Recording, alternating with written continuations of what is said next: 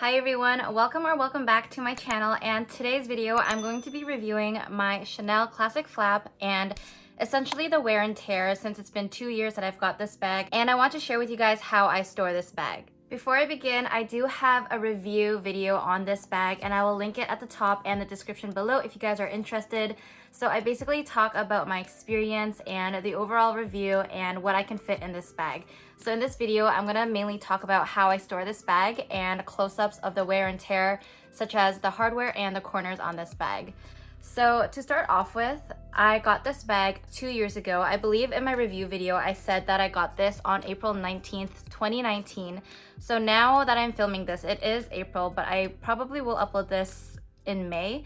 But just so you guys get an idea, it has basically been 2 years that I've had this bag. So I'm gonna get started on this video. So my bag is the medium classic flap with the caviar leather and the gold hardware. One thing I wanted to share with you guys that I also did mention in my review video is that this bag has very puffy caviar leather. Like, it's very puffy, and I noticed that when I was in the store. Definitely do watch my other video. I do mention that I had two to choose from, and fortunately I picked the one that was made in France, which is this one. And one more thing I wanted to mention before I begin is that this is not an everyday bag for me. It's not something that I go out like constantly shopping with, going to work or anything. I literally use this bag for special occasions, though I do take this with me when I am going shopping sometimes when I feel like dressing up. So in terms of wear and tear, one thing that I have to say that I noticed the most is actually the wear and tear on that turn lock. So not even on the double CCs, it's on this part. And I'll do close-ups for everything that I'm talking about. So I did mention this in my review video, and I said that the turn lock is basically the highest point of the bag from the side view and the top view. So that is mainly the one item that always gets scratched. Now, I think this is pretty inevitable because it is sticking out a lot. There's nothing you can do to change that. You can put a hardware sticker on it, but I haven't actually done that myself, even though I did recently put a hardware sticker on this, and I'll link that again also above and below in the description. If you don't want to have the hardware sticker on the outside, then I highly recommend the sticker on this part. For the reason being is that when you're using this bag, you kind of don't look at it and close the bag in public. You kind of just take everything out and then you just close, and then you kind of feel your way through it, and that ends up scratching both parts, so the nub and the back plating. So there is a really nice hardware protector here that I will also link down below. It does come as a set, but you don't have to use both if you don't want to. But overall, I would say it's this part and the nub that gets scratched the most. For me, the handles and the chains and everything are basically in pristine condition, even these rings. For the reason being is that when I did go and buy this, the sales associate said that every time you want to change your straps, you have to open your bag to do so. So now that my bag is open, you can pull on it, and that way it's not tugging against the chain and these rings. So if I do close my bag, it becomes a lot tighter, and you can see that I'll have to force to bring it up into a double strap, which you can. And I'm not gonna lie, I have done it before, but only when I'm in a rush, and I really try to minimize that. So whenever you are using this bag, just open it so that it has more room for the straps to become a double strap. So that was a lot easier, as you can tell. So I would definitely recommend that. My hardware on this is basically super shiny. There's no scratches whatsoever on it, and the leather is really good. So I just wanted to talk about the wear and tear on the Mona Lisa pocket. So I don't really put anything in here other than like tickets when I'm going out. I do have a hair tie, but I have used my phone in this when I'm going out. Like, I bring my bag to the washroom, I have my phone. I don't want to put my phone in my pockets because I'm about to go to the washroom, and I don't want to undo my bag and all of that jazz. So I stick my phone in here, and right now I have the 11 Pro Max, and you can see that, I'm not sure if you guys can see this, but there is a little bit of a stretch. I would say it's about 2 to 3 millimeters of a stretch. Like, I can put my hand in here, you can tell that it can stretch up to that much. So it's not crazy, it's not completely loose. It's in really good condition still. You can probably see it from this view that it's not like stuck to the bag. It kind of poofs out a little bit. So all is good. The stitching on these corners are really good. There's nothing that I would say is affecting this bag. Now, I also do want to bring up that because this is caviar leather, the wear and tear is going to be a lot less and minimal on this. For example, I don't have one, but if this was a lambskin bag and I was constantly putting my phone in here or some card like a bus pass, scratching against this, I can totally see that this part will wear and tear a lot faster because of the constant rub and friction. So overall, I don't have any creasing, I would say. This part is normal. The stitching is totally fine. When you do open the bag, it does have a little bit of that creasing, which some bags are better than others. You definitely have to check that in the store, but I'm totally not bothered by this because it is caviar leather. At the same time, I do think this is a lot more visible in the lambskin bags. So if you guys are a little bit more weary, just open the bags in the store before you buy them and see if you're happy with them. Of course, it's a bag and it's going to end up looking like this over a couple of years, but for sure, just make sure you're happy with it when you first get it. So opening into the double flap, there's the pocket here for her love letters, which is probably like 2 inches deep. Like there really isn't anything down here. It's just up here. You can see where my finger is. I have never used this, I'll be honest. Like never ever. And I also have this felt here that actually came with the bag and I've never taken it out since. For the reason being, I think I do mention this in my review video as well. I've seen other videos, and this usually goes for lambskin bags as well, is that the chains on here end up digging onto this flap here. Now, because I have caviar leather, I probably don't need to do this, but I am like a neat freak and pretty OCD with this kind of stuff, so I just wanted to leave it there. I don't use the back pocket in here at all, so it doesn't bother me, and I don't use this. So every time I open my bag, I just do that and use my bag right away. One thing I do want to mention that I have seen in other videos is that this part ends up folding or collapsing, and I don't have that problem. I'm not sure if it's because of the way I store my bag or the fact that I never use this. Like I never push down on it and I never use this double flap at all. So I'm happy to say that the condition of that flap is almost perfect. You can see in the light, there's that little shadow there, but I don't know where that is from, but at the same time, I also don't use it. So now I'm gonna do some more close-ups of the wear and tear and talk about the corners and the stitching of this bag. So I'll do the hardware close-ups first again, just to let you guys know. And with the double CCs, I do have a protector on it. At the back, I also have a protector on it, which is a must-have, I would say, for your Chanel bags. And then the little nub, I will do a close-up and I will show you this little one area that I feel like is tarnishing that I will cover in the storage part of this video. And all the edges of this caviar bag is in like perfect condition, 10 out of 10. I don't see anything that is like major. I do still see the caviar shape. Nothing is kind of rubbing off or losing that kind of texture. Here is the bottom of the bag. It's very flat, very structured, no loose seams. It seems to be doing very well. And I will also cover this in the storage part of my video, but I do store my bag sitting on the bottom and also on the back where the Mona Lisa is. And at the back, the Mona Lisa flap is in great condition. It's very puffy. The seams are still okay. I'm gonna do a close-up. Like I told you, I do shove my phone in here sometimes, even when the bag is very full. And in terms of the hardware of the straps and the rings at the top, I will also do a close-up. It's in perfect condition. I don't see anything like wear or tear. I also don't overstuff this bag, so the weight of this bag is very reasonable when I am carrying the straps. Overall, I would say the hardware is a 10 out of 10, except for this double CC and turn lock. I would say the condition of it is maybe a 9 out of 10, if not 9.5 compared to stuff on the pre-loved market, but this comes with the natural wear and tear when you're using it. The wear and tear in terms of the inside is in pristine condition as well. I do have an organizer in here that I will talk about in regards to storage later as well. But it is all a leather interior and I believe there are no scratches. I did get this insert because on my review video, everyone was telling me that my keys were going to scratch the inside of this leather bag, which is very true. So in response to those comments, I got myself a key holder, and I can say that both have helped. The key holder and this insert has literally maintained the inside of the leather bag in perfect condition. Also, I want to say that that stamping is in perfect condition as well. Nothing is coming off.